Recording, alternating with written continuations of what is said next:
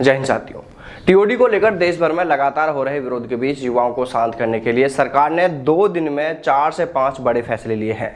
पहले सरकार ने टीओडी के पहले बैच के लिए आयु सीमा में 2 साल की छूट देने की घोषणा की थी, यानी 21 से 23 साल इसको कर दिया था।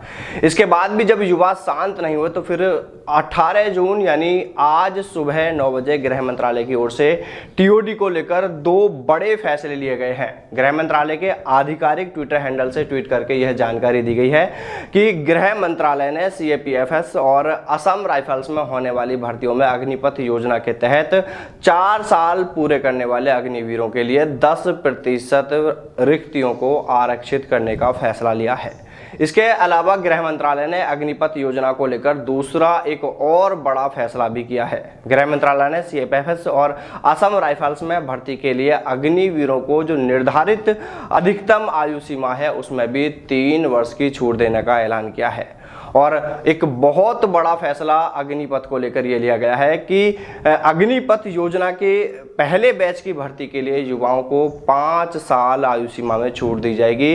बिल्कुल आप देख पा रहे हैं, यह वो ट्वीट है, यानी युवाओं के विरोध के बीच सरकार बैकफुट पर आई है, क्योंकि अग्निपथ स्कीम में भर्ती के लिए पहले उम्र सीमा 17.5 से 21 साल तय की गई थी, लेकिन जब इसको लेकर बड़ा विरोध हुआ तो सरकार ने 2 दिन पहले ही इस आयु सीमा को बढ़ाकर 17.5 से 23 साल कर दिया। और जब भी युवा शांत नहीं हुए तो फिर गृह मंत्रालय की ओर से जो अब जानकारी दी जा रही है उसमें इस आयु सीमा को बढ़ाकर 17.5 से 25 साल करने की बात कही जा रही है।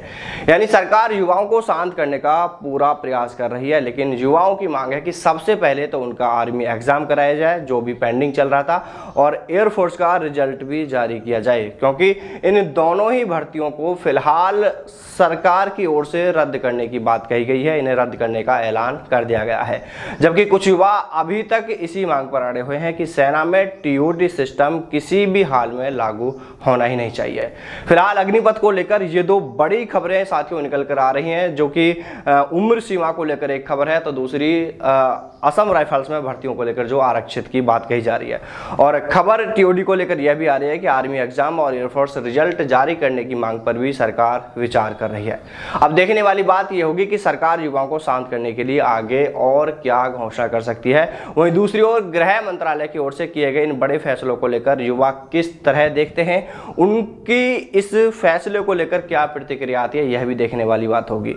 हम लगातार युवाओं से एक ही अपील कर रहे हैं कि वो अपने हकों की लड़ाई लड़ें, और जरूर लड़ें जब तक उन्हें उनका हक नहीं मिले, लेकिन लोकतांत्रिक तरीके से लड़ें। ये जो तरीका युवाओं ने विरोध का अपनाया है वो गलत है, ऐसा युवाओं को बिल्कुल नहीं करना चाहिए।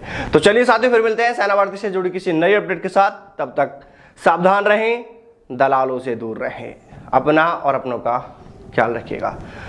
जय हिंद, जय भारत, वंदे मातरम।